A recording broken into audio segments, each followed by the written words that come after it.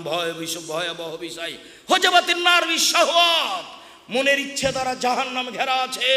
হুজবাতিল জান্নাত বিল মাকারিহ, নিয়ম নীতি কষ্ট কেলে ত্যাগ তিতিক্ষা দিয়ে জান্নাত ঘেরা আছে। জান্নাত পাওয়াটা ব্যাপার, জাহান্নাম পাওয়া সহজ।